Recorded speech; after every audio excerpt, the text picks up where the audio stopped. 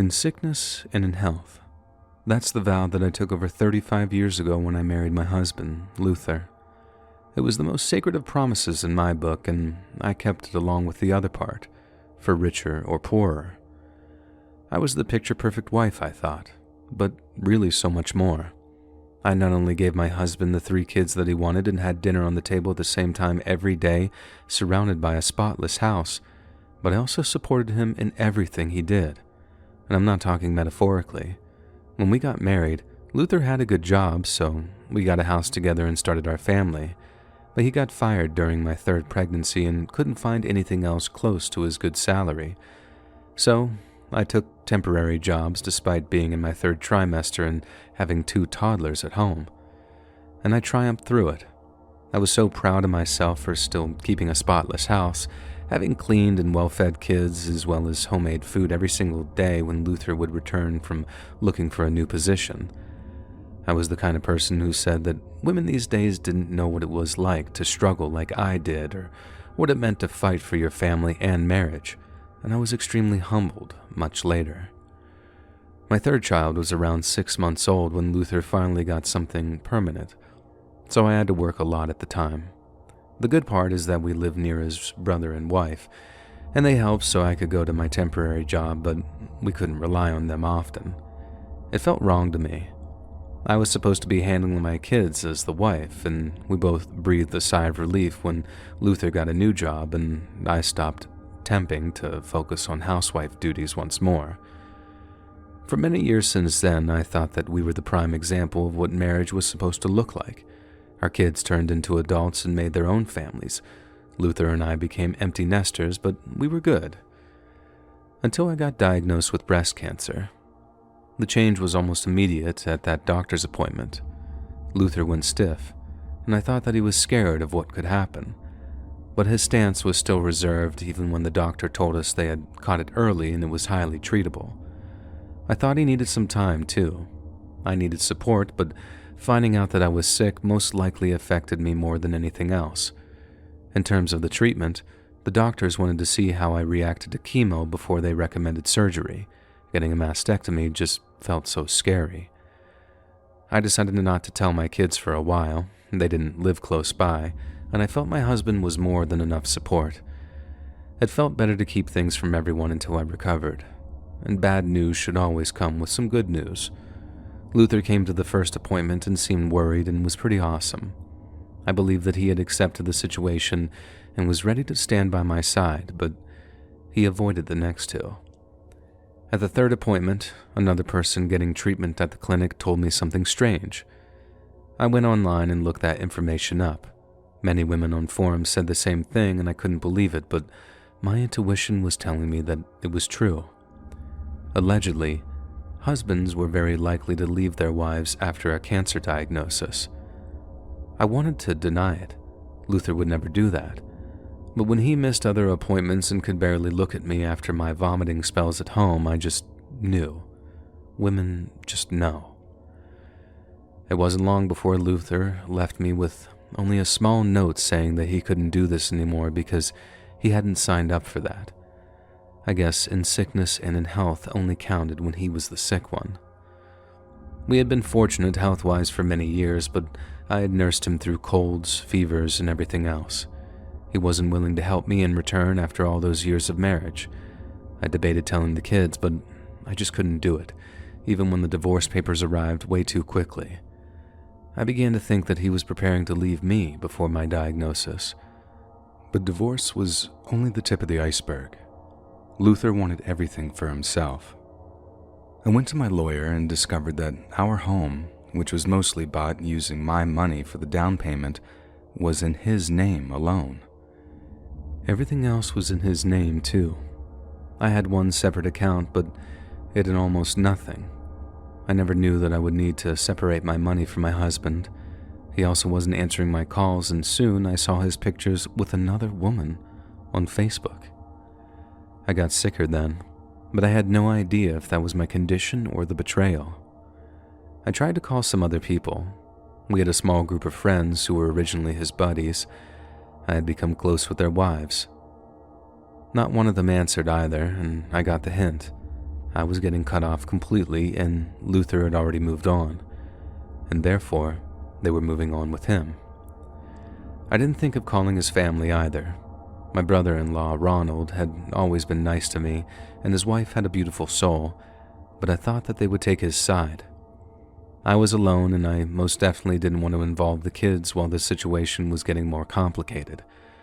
I considered what to do for hours every day. My lawyer told me to fight because no judge in the world would allow this unfairness. He insisted on playing dirty and trying to find evidence of Luther cheating to take everything from him, but I didn't want a huge drawn-out fight either. It felt wrong. Not for him, but for me. I kept thinking that I should be the bigger person and let it go. Except I did find some evidence that Luther had cheated on me before. He had left in a hurry, and since we were still fighting for the division of assets, I was still in our house. I found old hotel receipts and gifts that weren't for me, vacations we didn't take together, the works. All dated after he had gotten that new job that led to his success. All my civility, love, and respect for him went out the door. I gave all those things to the lawyer, and he was sure that he would take him to the cleaners, but I had a different plan in mind. I didn't want to give Luther any excuse to call me the crazy ex-wife. It shouldn't matter, but I wanted to make him look as bad as possible. And the best way for that was to act the most pitiful possible. Because we were countersuing, we had several meetings with the judge, and each time I showed up looking worse and worse. My lawyer would be fighting for my rights, but when I was asked directly, I acted like a saint. I would lower my voice and say, "I want us to resolve things fairly and move on. I don't hold anything against my husband." Even Luther's lawyer was giving him dirty looks. It took a while, but my plan worked. The judge denied almost every demand Luther had, and I was given the house in full, along with part of the savings, retirements, etc. But later, I came to learn from other people that Luther had moved in with his new girlfriend. He made good money even after I won, and therefore he had a trophy girlfriend and was living the high life. I didn't like that either. One afternoon, I went to his office. I had a reason to be there, as some papers needed his signature. I could have done it through our lawyers, but oh well. I dressed and looked just as pitiful as I did in front of the judge. The people in his office knew me, so they would definitely react. As I said, I was the picture-perfect wife. I was always put together. The looks I got when I walked in there were terrible, but they worked for my plan. They all probably knew that we had gotten divorced, but they most likely had no idea I was sick. And by then, I was already wearing a bandana on my head and using a face mask because the doctor had added more rounds of chemo before deciding if we would go through with surgery, and that helped this situation. Luther was furious when he saw me, but I told him that I just wanted to get this over with. He signed, and I left, but not before stopping to say hello to his assistant. She asked how I was doing, and I told her things were rough with my divorce and my sickness. I told her that chemo was more horrible than I had ever imagined, and I saw her face. It confirmed that Luther hadn't said a word. I knew that everyone in the office, hell, maybe even the whole building, would find out soon, and I didn't want to see the consequences. I just wanted as many people as possible to know what kind of person my ex-husband truly was. A while later, I went to my brother-in-law's house with a big box. I had some of Luther's things that I decided that I should take to Ronald. He was more shocked than anyone by my appearance, and he asked, "What's going on, Rose? Are you sick?" And I acted confused and said, "Yes, Ron, I have cancer. Didn't Luther tell you?" He left me because he couldn't handle it. This is the first time I said it in as many words to really anyone. Ron couldn't believe it. His wife, Wendy, was just as outraged, but I told them that I was better off, and I just wanted to give them his things and say goodbye in case I never saw them again. My former brother-in-law got angry at those words and said, "You can see us whenever you want. You're family." And I thanked him for the sentiment. But I also asked him to please not tell anyone because our kids didn't know, and I wanted to get better before I told them anything. Wendy wasn't happy about that. She told me that they should be here with me. What if something happened and they couldn't travel here fast enough? I told her I was doing so much better, and I would tell them soon. Still, she volunteered to help out. At first, Wendy came with me to my last appointments. She listened and comforted me when I cried because the doctor said chemo was doing well and I may not need surgery. At home, she cooked for me and told me more about my ex. When Luther told them about our divorce, he had just said that we had drifted apart, which I already suspected. They hadn't seen him much since he got a new girlfriend, and Wendy didn't want to meet her either. She felt disgusted because he was dating a much younger girl. I didn't care, but it was nice to know after all these months alone and sick that I wasn't alone. I should have known, though, that Wendy wouldn't keep this a secret much longer. That one appearance at Luther's work and Wendy's friends made sure that people knew the kind of person my ex was. She told everyone who would listen. We didn't live in a small town, but we were known in the area. People talk, and they judge. It felt like my small revenge, if you will, was complete. I was finally ready to put things to rest, call my kids, explain everything, apologize, and ask them to visit if they could. I never imagined that I would see Luther before I could call them. It happened after what was supposed to be my last round of chemo for quite some time. Even with the anti-nausea meds, I was still breathing hard, trying not to vomit when my ex came in. He used the kitchen sliding door, which I always kept open, and the first thing out of his mouth to me after all that time and all he had wanted to do and take from me was, "How could you ruin my life, my reputation?" I asked how I ruined his life. I was the sick one, and he was living happily with a trophy girlfriend. He said she had left him, and that certainly wasn't my fault. Luther asked why I just didn't stay quiet and act like the good wife I always was and divorce him without issues, and he said, "No, you had to act like a martyr and get everyone on your side." I didn't say anything, but he saw my face. He saw that I found him ridiculous, and that's when I noticed a side of him that I didn't know existed. After the diagnosis, the cheating, and the divorce, I realized my husband was a complete coward, absolutely dependent on me for everything. I would bet my life that it wasn't just his ruined reputation that drove the trophy girlfriend away. He probably treated her like his maid, too, and that's not what young girlies want with some sort of sugar daddy. But I thought being a coward just made him weak and spineless. I didn't think violence was in his nature. Luther exploded when he saw that my lips lifted at his accusations. After hurling the worst things you can say to a person, I saw his hands going straight for my throat, and I thought, this is how it ends. Except Wendy, my savior, opened the door and everything stopped. Behind her were my 3 kids with their spouses and grandkids. She did that. She brought them to me at the best moment possible. I didn't say much about my kids before. I had 2 boys and 1 girl. My eldest, Anthony, saw his father's hands in the air and understood the implications right away. Luther had touched me, so Anthony and his brother, Walter, grabbed and threw him out of the house. The women and the kids came inside to stay safe and protect me, and I told them I was fine except I had to run to the bathroom for a while. I was sure that vomiting had more to do with what could have happened than my treatment. My ex-husband went away, and everyone around us cut contact with him for good. I got some grief from my kids about keeping basically almost a year of my life a secret from them, but I was sick, so they couldn't do much. When the doctor officially told me that I was in remission, my daughter, Anna, demanded that I move in with her, and I did. It was just better to be closer to them. I've been happier in these past years than I ever was being married. I no longer judge women or anyone who doesn't want to settle down. Marriage is not for everyone. Make your life what you will and make sure to surround yourself with people that you love and trust. It's often hard to know what that'll be, but you need them. Telling Ronald and Wendy the truth was the best thing I did at that time, and I'll forever be grateful for her spilling the beans to my kids, as it seemed, to save my life.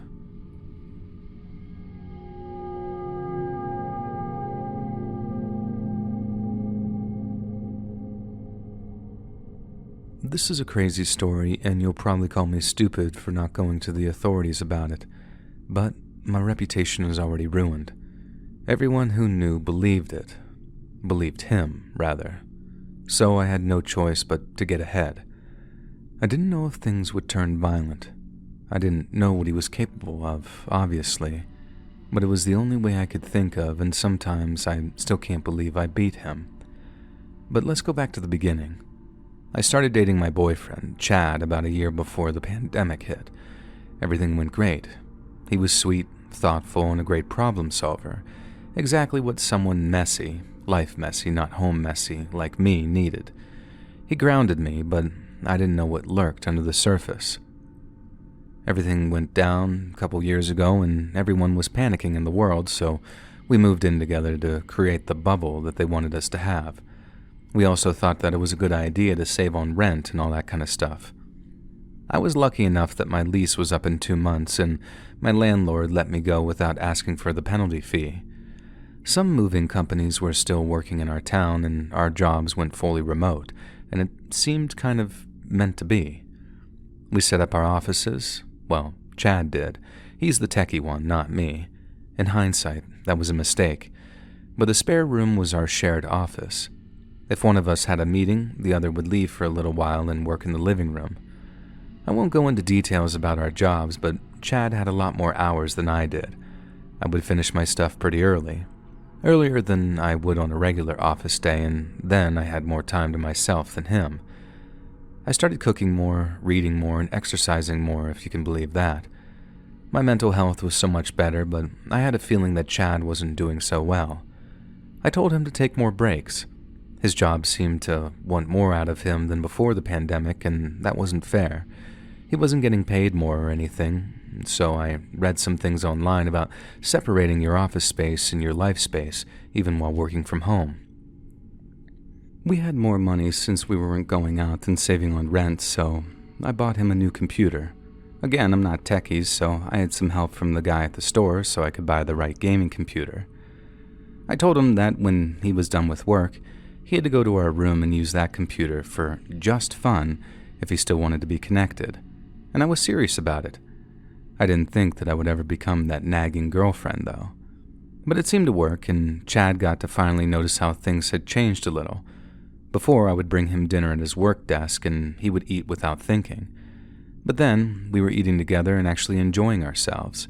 He watched me exercise to YouTube videos, and we were laughing a lot more. He was also gaming more on his other computer.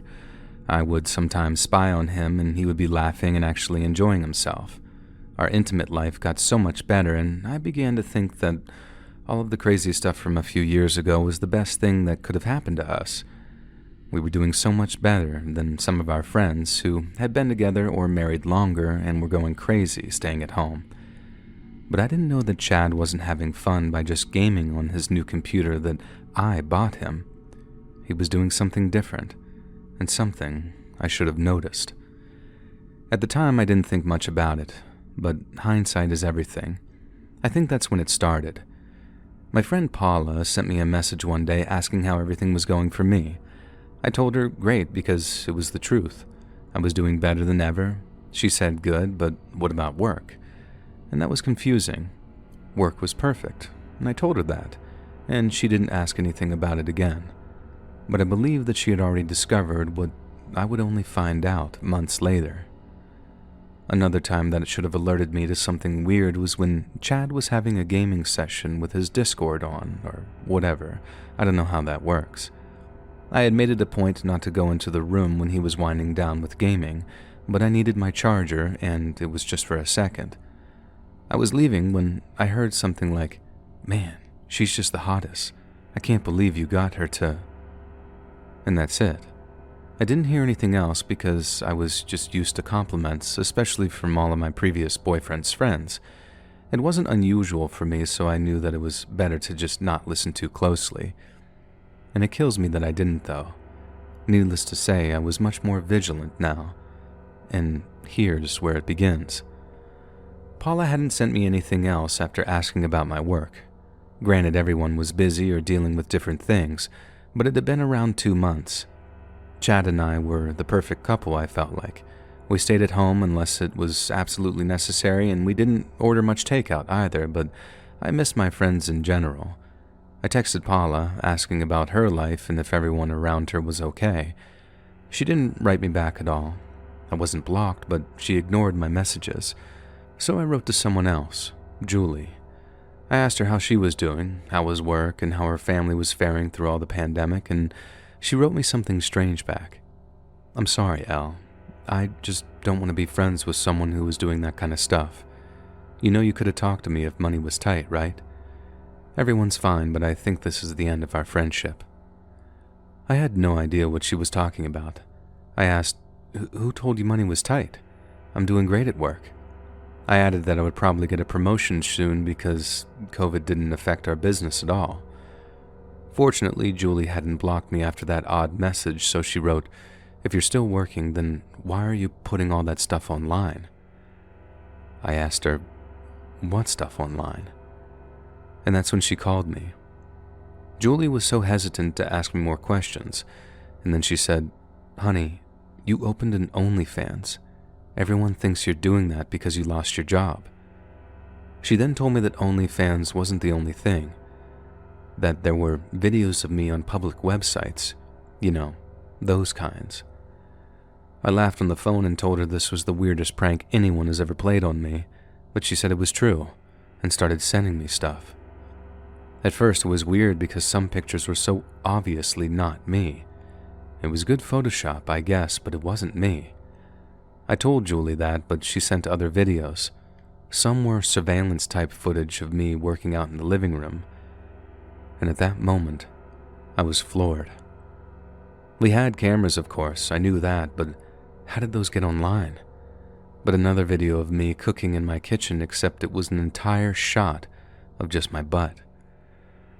When she was done showing me what she had, Julie asked, "Elle, you're not the one posting these things?" I most definitely wasn't, and I was crying at that point, and I couldn't even feel my throat. There were pictures with my face in lingerie and bikinis that I had never in my life worn, much less taken photos of, but some looked so real. I asked her who else knew about this, and Julie said, "Everyone. Everyone but me." And I went out of control then. I'm not proud of it, but I went into our bedroom and screamed and hit him and almost went for his computer, but he grabbed me. His idiot Discord buddies may have heard the entire fight, but I didn't care. They had probably seen those things too. Chad shouted in my ear, "What are you doing? Why are you acting like this?" And I broke out of his hold, even more enraged. I couldn't believe that he would ask that question of me. The audacity. But I guess that was part of his personality, to pretend somehow. And I told him I knew everything, and I wanted him to take everything down now. And I kept yelling, and through the adrenaline haze, I felt like I had to leave, immediately. I grabbed a bag and started packing, and that's when Chad changed. But again, looking back, I misunderstood him. I thought I was in big trouble because he grabbed my face and looked straight into my eyes, telling me that I was not leaving under any circumstances. I told him he was crazy if he thought that I was going to stay with someone who had done something so crazy to me. But he laughed. I thought I was probably going to get out of there by scratching, biting, fighting my way through him. I was ready for the fight of my life. Instead, he started laughing. And he wasn't angry. He wasn't confused or even pretend confused anymore. He was relaxed as he said, "You're not leaving. You're not leaving me. And you'll never leave me. You're mine." Again, I braced for the anger that I thought would come or the threats of physical violence, but they didn't come. And I got brave and said, "Yes, I'm leaving, and I'm telling everyone the truth." And he laughed some more, and that's when the real threats came. "Well, if you leave me, I'll release more. I have much more than what I've already uploaded." I mean, if my tapes were already on OnlyFans, then what else was there to do? But he said that he would make more, and make worse things. He would use more Photoshop and other stuff to make things look even worse. And look, I didn't understand much, but some of the pictures Julie sent me were already very intense, and I just didn't want more. I just threw my bag to the ground and said something like, "Why did you do this? I was the perfect person to you, and I felt like I did everything to make you happy, taking on traditional gender roles and doing everything around the house, and I was happy to do it. We were happy." He didn't laugh at that. He sighed for a second, and then he said that he had gotten a pay cut at work, a big one. He wasn't fired, but apparently I was now out-earning him, and he loathed that. He hated it. So he wanted to do something to bring in extra income. I asked, why the hell didn't you make an OnlyFans for yourself then? At the time, I didn't know much about that website, but I remember reading an article about its popularity rising, and as far as I knew, it was an adult site. But the article said that men and women were doing it and some people were earning loads of money. He could have been the model on the site. And I was like, so you exposed me for money to our circle of friends? And he said yes, but he didn't think my parents and most of my family would find out. I don't know what came over me. Almost against my will, I asked if my stuff was earning good money. And he smiled and said yes, that he was earning more than enough to compensate for his pay cut. He asked if I wanted to see it, and at that point, I just felt numb. I watched as he showed me everything, and there was a lot more than what Julie had sent me, but a lot was photoshopped. What was real was footage at home, photos of my butt, boobs, and feet. Yuck. And there were a few adult tapes of him and me. But Chad explained something about those being extremely exclusive and very expensive stuff. Not everyone subscribed could access the worst stuff. Only a few had bought them. And I'm sorry, I didn't understand much and I didn't ask more, and I remember standing and saying that I was going to make dinner. And Chad said no. It was his turn to cook that night, so we could celebrate that I finally knew and could join him in that and get more money. What was he talking about, though? He pushed me to the bed and went to the kitchen, and I just plopped down and looked at the ceiling until he called me to eat. It was burgers and fries. Okay, fine, I thought in the moment, and I ate, and I was just staying quiet. And he blabbered on about real photos and more videos, and I just nodded, not because I agreed, but because I just didn't know what to say. I was thinking hard. Number one, if I tried to leave, he would do worse. At that point, it seemed like this hadn't gotten to my parents or my work, so I felt safe, for now. And number two, my friends knew and thought that I was in on it. And number three, Chad wanted me to be in on it. But why? Aside from the money, why would any man with a girlfriend or wife want to show her privacy online to a bunch of perverts? Wouldn't he get jealous? And that's when it hit me. Jealousy. That was my way out.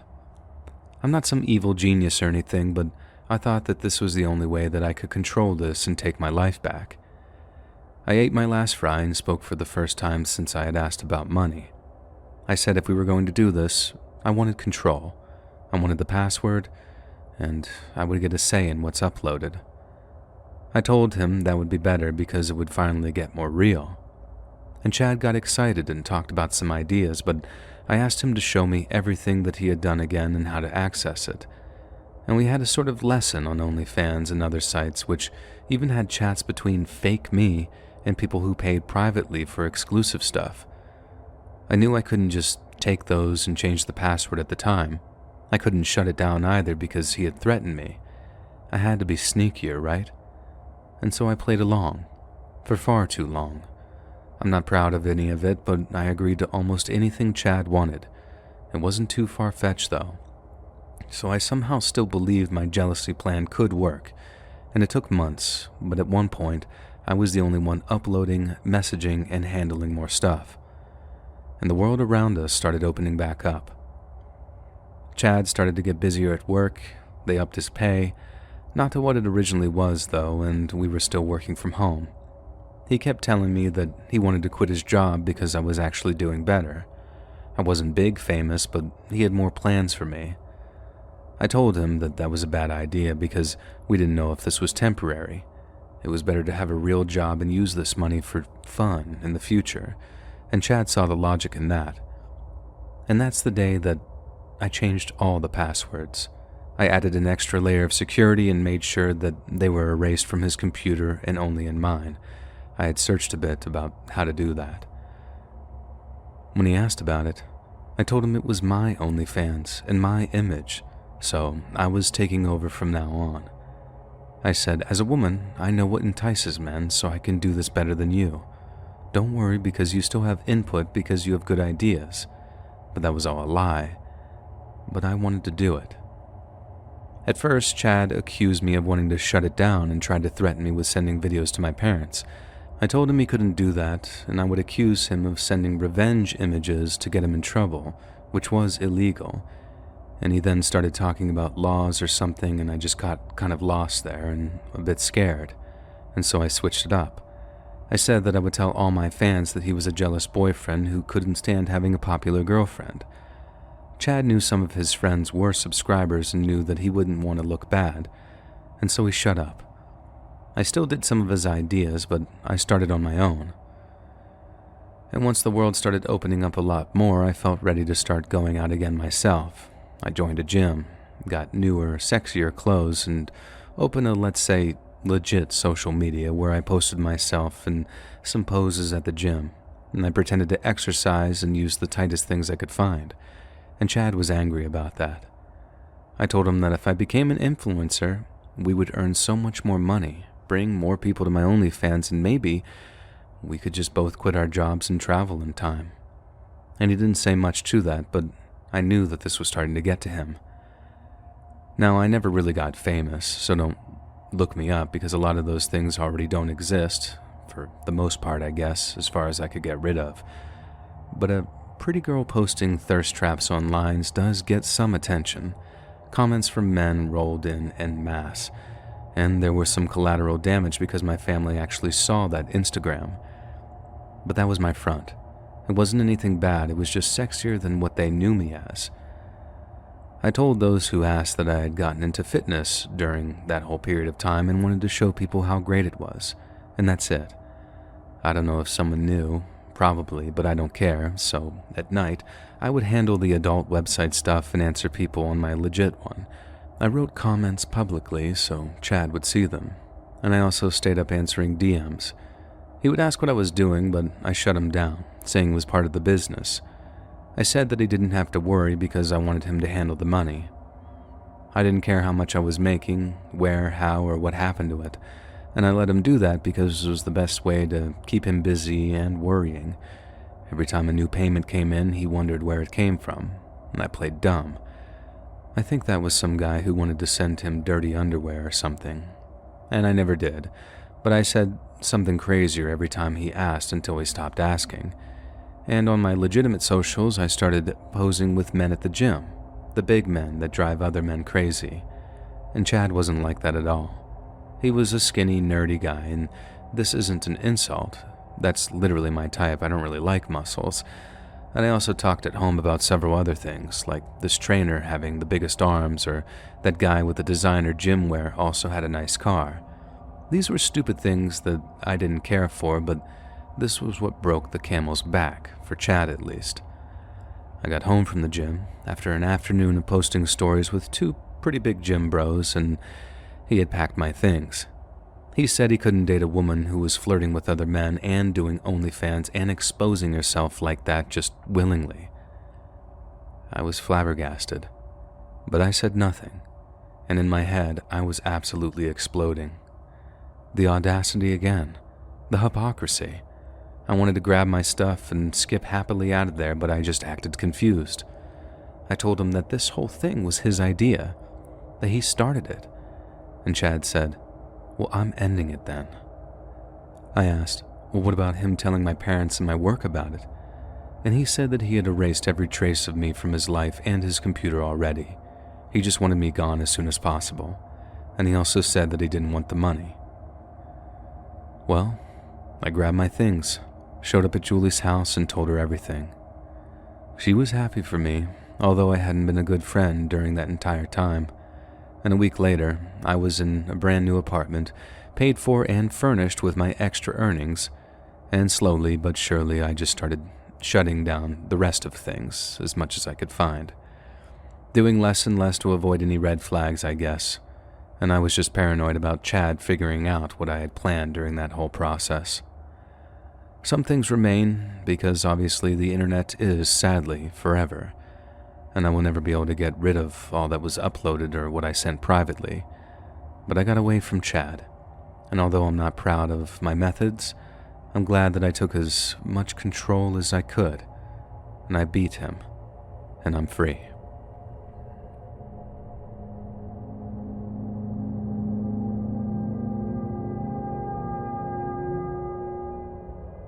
After a year of college, I decided that world wasn't meant for me. I didn't know what I wanted or where I was going, but I knew that those classes, where other people seemed so eager to learn, was just not my place. So I dropped out, which my parents hated. I had to move out of the dorms, but they didn't want me back at home. So my brother Luke offered his basement apartment. He and my sister-in-law, Miriam, had used it for a while as an Airbnb, but he was tired of that service, so he agreed to let me stay for a third of its rent value, which I would start paying as soon as I found a job. I was so grateful, but what I didn't know was that my sister-in-law wasn't totally happy about it.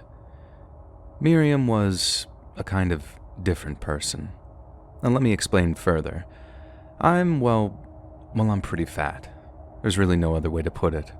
I've tried a million different diets and I simply just couldn't hack it. A lot of people in my family are pretty overweight, so I know that plays a factor, but I also just love food. I can't deny it. I don't know how people just eat for sustenance when good food can be so amazing.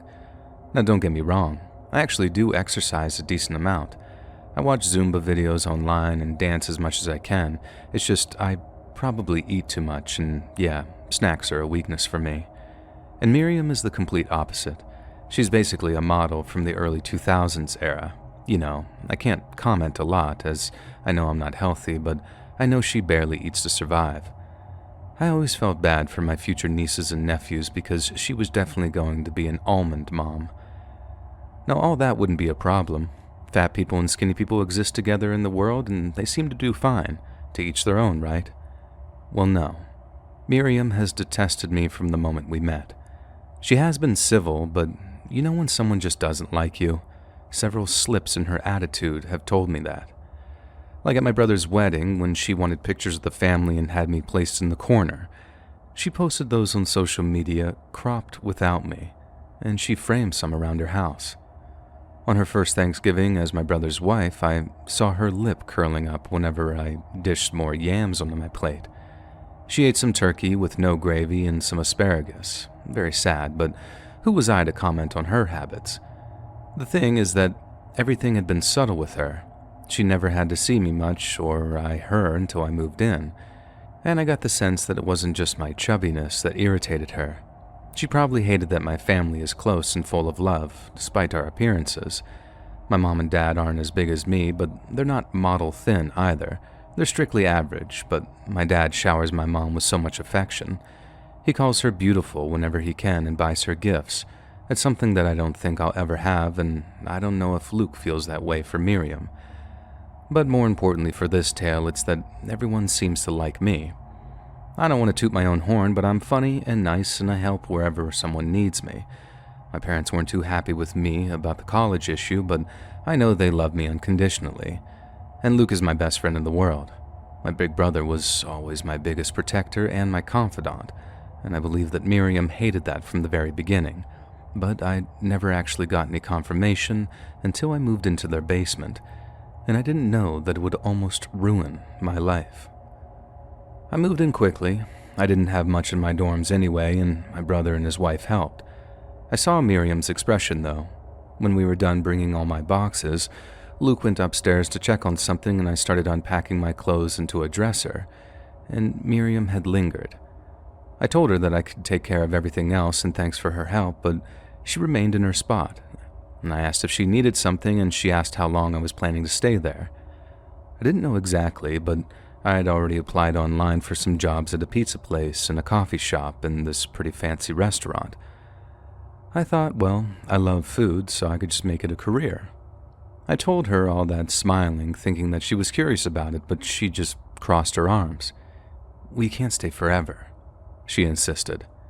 And I said that I knew that, and I felt like she wanted to say more, but Luke came down again and she went quiet. Okay, I knew I had to save up, figure out what I wanted to do, make things better with my parents, and just get out of there fast. It just wasn't fast enough. That night at dinner, Miriam picked at her food, and that was normal, while I ate with gusto. My brother cooked well. We were both taught by my grandma, which was another reason why I thought a career in the food industry might actually work out. But after I dished some seconds onto my plate, Miriam spoke. "How can you eat so much?" she asked me, and her voice barely controlled the disgust. Luke frowned at that, and I know 100% that he had never heard her say something like that. "I'm fat. I can eat a lot," I replied and laughed, which made Luke laugh too. Miriam didn't find it funny. She said that being obese wasn't something to laugh about. She said all people had to think about their eating choices and how it would affect their lives later. She also added that as a girl she was taught to be strict and have discipline with food, otherwise she'd have trouble later in life, like she said. Her mother also told her that people would judge her for her looks. It was better to avoid that by always having a nice appearance. I rolled my eyes internally, and maybe I shouldn't have said what I did next, but I couldn't help it. "It's okay. I may be fat, but everyone I care about loves me the way I am, and everyone else doesn't really matter, you know?" Now Luke agreed with me, and we pivoted the conversation to some of our childhood memories, and Miriam stayed quiet for the rest of our meal. In the coming days, Miriam was mostly quiet around me. I stayed in the basement and only went up for dinner because Luke insisted. She never commented on my eating again, but I did notice a lock on some cabinets in the kitchen. Well, that was odd. I had my own kitchen and food downstairs, and Miriam didn't care about eating, so I had no idea what that was about. But things seemed to escalate. My car keys went missing one day, and I had to go upstairs to ask if she had seen them. Miriam said she hadn't, which made sense because the basement had its own entrance. I asked her to help me to look, and she said no. She was busy with the magazine. Okay, sure. It was not her problem, but then I asked to borrow her car to go to an interview, and she said no, straight up, adding that I should just walk because I needed the exercise. I went away. I didn't have time for that, and I ended up having to walk to the bus and to my interview. I had called my brother to ask if he had seen my keys, but he hadn't, so I would later need to get the second set that was at my parents' house. When they bought me the car, it had seemed safer to leave them the spare keys, but maybe that wasn't a great idea, and so that's what I did. I got a chance to talk to my mom, apologized about some things, and asked her to be patient with me because I needed to figure out my future, and she understood, I think. I got home and Luke called me up for dinner. He smiled and gave me the keys. Apparently he found them in the flower beds in the backyard. Well, that didn't make any sense. I didn't spend time in his backyard, much less near the flowers, because I was a little sensitive to the pollen. He told me to just let it go, and I did. But I started to grow concerned. Over the next few days, I had a couple more interviews, and although these places seemed swamped, none hired me. I applied to more places, willing to work in anything. Delivery, cleaning, register, really just anything. When the manager of a little non-franchise pizza place called to reject me, I just broke down and cried right there. I asked him why I wasn't being hired. I just didn't get it. He said that someone called to warn him about me. What? He was told that I tended to steal food from all the places I worked at. I told him that wasn't true. I begged for the job, and he seemed to take pity on me, or perhaps no one else applied. Either way, that phone call changed his mind, and I was hired. Finally. I had to sit down after I hung up. I couldn't believe it. I had only ever had a summer job at an ice cream shop, and I never stole a single plastic spoon. The only person I could think of who had something against me was my sister-in-law, who just so happened to know everywhere I was applying to because I had talked to Luke about it each night at dinner. But unfortunately, I felt like I was being paranoid. I had no proof, and I didn't want any more trouble, so I just kind of kept my head down. I started my job. I took as many shifts as I could and ate on my own. I barely saw Luke or Miriam for around 2 weeks, and I hoped that that would be enough, but my day off proved it wasn't. The only downside of Luke's basement apartment was that it didn't have a laundry machine. Their house had a laundry room upstairs, which I had been using since I moved in, but I had put off cleaning my clothes since the job interview sabotage, and I couldn't any longer. I went upstairs as quietly as possible and started to load. I stayed in there and remained quiet. Anything to avoid her, I thought. But I don't know if something happened to trigger her or what, but she barreled in and screamed in my face that I had to get out of her house immediately. She couldn't stand me anymore and wanted me gone from her life. She said, if it was up to me, Luke would never have to see your fat ass again. I just stood there, shocked. I still didn't want any trouble, so I nodded and told her that I would leave as soon as my first paycheck arrived. My parents would help me, as they weren't so angry anymore. But it wasn't enough for her. She shouted again and again, "Get out, get out, get out," and suddenly lunged at me, grabbing at my hair. And that's where I had to draw the line, pushing her away.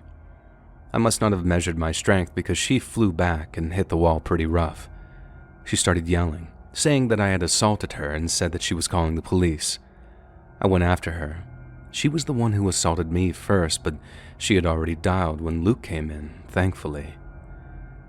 He had to witness this whole insane scenario play out, his wife talking to 911 while I stood next to her, not knowing what to do. But I went to his side and explained everything as quickly as I could before Miriam finished her call. She hung up and told him not to believe me because I had attacked her for no reason. I called my parents then. I knew that I had to leave no matter what happened next. The police actually ended up arriving a few minutes later, but my parents did too. My dad went straight to the officers. As someone who had never gotten into a speck of trouble in my entire life, I was terrified. And I cried as Miriam kept lying about what happened in that laundry room. I knew Luke wanted to defend me, but he hadn't been around, and he really just didn't know what to do. The cops didn't know what to think after hearing both sides of the story, but my dad convinced them to let us fix things amongst ourselves, and they seemed to agree. Miriam demanded a restraining order in that moment, but the cops just ignored her, and I'm so glad Dad was there. I whispered to my mother like a little kid that I wanted to go home with them, and they helped me pack. I don't know what Luke was thinking, but he carried boxes to my car in silence, and I just left without another word. I cried into my mom's shoulder that night because I didn't understand how someone could play with a false accusation like that. I told her that Luke's wife was a menace and that I never wanted to see her again. I know it put her and my dad in a very difficult position, but I was done with Miriam, and if I had to cut Luke out of my life too to avoid her, so be it. But after a few days, I realized that it was exactly what my sister-in-law wanted. I wouldn't have been surprised if she had planned that for a while, wanting for me to go upstairs while Luke wasn't home yet. I wasn't going to let her get away with this, I thought. I called my brother and apologized for everything, and we had a real heart-to-heart. He asked if I wanted to return, but I didn't. I just told him that I didn't want to lose him no matter my relationship with Miriam, and he seemed to sound relieved and very tired after all of this. And after that, I decided to execute my revenge, which wasn't anything masterful or movie-worthy. I just became a big, fat fixture in my brother's life. I went to his house for dinner every night, and sometimes my parents came. I was loud, talkative, and livelier than ever. I ate even more, praising my brother's cooking. I invited him on outings on the weekend, telling him to bring Miriam, of course, and she seemed to pull away more so every day. Not like a beautiful flower that matures and dies with time, but like a rat that eats poison and rots from the inside. Meanwhile, I was doing great at work and saving money. I had enough for a small apartment studio, but I hadn't moved from my parents yet. They were a good excuse to invite Luke to more things, and I needed Miriam to snap in a public way. And it didn't take long. On my dad's 55th birthday, my mom organized a barbecue with our closest family and friends. And once again, I was the life of the party. I put myself in every picture, made a little speech, talked to everyone, and tried to bring more attention to me while including Luke. I just knew that she was seething, and I was kind of just waiting. Now don't get me wrong, I was tired of this too. I was social, but not to that extreme, and I wanted to move on, but I also just deep down needed others to see the type of person she truly was. When the party was winding down, I decided to start picking up a few things and brought them to the kitchen. It was like the scene in the laundry room all over again. Miriam comes in, gets in my face, but she wasn't yelling, not at first. Her eyes were so scary as she told me that she knew what I was doing and how I had gotten away with my assault before. But she was tired of me and how much attention I had from Luke. I started laughing. I didn't want to, but it was hilarious to me. I knew that people willing to make false accusations were not people you wanted to mess with, but I had to goad her. I told her that Luke paid attention to me because I was his little sister and best friend in the world throughout all of our life, and I also added he could easily leave you for someone else, but I'll always be in his life. And that was it. She grabbed my hair and started pulling, screaming the craziest things at me, how I was fat, ugly, how I would never do anything with my life, how she would get Luke to stop talking to me if it was the last thing she ever did. And I was in serious pain in that moment. My hair was too thin already, and this mad woman was going to leave me bald. But there was one final pull, and she was away from me. When I finally straightened up, I saw my brother's arms wrapped around her, and my parents were there with shocked but very furious eyes. It also seemed like the rest of the party wanted to know more, but they couldn't all fit into the house through the blocked back door. Luke pushed Miriam away, and she turned, giving him an excuse. Obviously, she starts blaming me, that I deserved it because I had assaulted her before, but I saw my brother's face, and he starts whispering to her to get out. It was so quiet that I don't think anyone else heard it in the moment. Miriam knew him well enough to understand his angry voice, and she left, huffing and puffing the whole way. Luke apologized to me about everything and left too, and the party got animated again with everyone wanting to know what the hell just happened.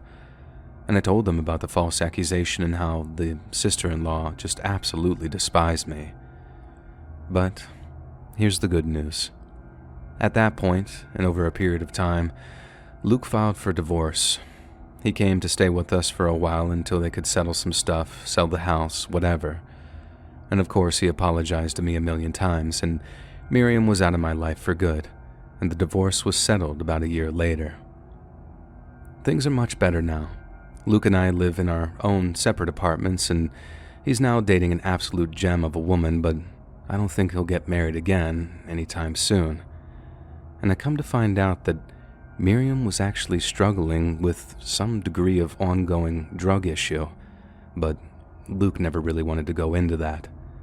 But after a period of time, it also started to all kind of make sense in my head. I felt bad for her, but I also was glad that I was able to get her out of his life to some degree in the end. Hey friends, thanks for listening. Click that notification bell to be alerted of all future narrations. I release new videos every Monday and Thursday at 7 p.m. EST, and there are super fun live streams on Sundays and Wednesday nights. If you got a story, be sure to submit them to my subreddit, r/LetsReadOfficial, or submit over email, and you might even hear your story featured on the next video. And if you want to support me even more, grab early access to all future narrations and bonus content over on Patreon, or click that big join button to become a member today and hear about the extra perks offered for the channel. And check out the Let's Read podcast, where you can hear all of these stories and big compilations located anywhere you listen to podcasts. All links in the description below. Thanks so much, friends, and remember, sleep is just a time machine to breakfast.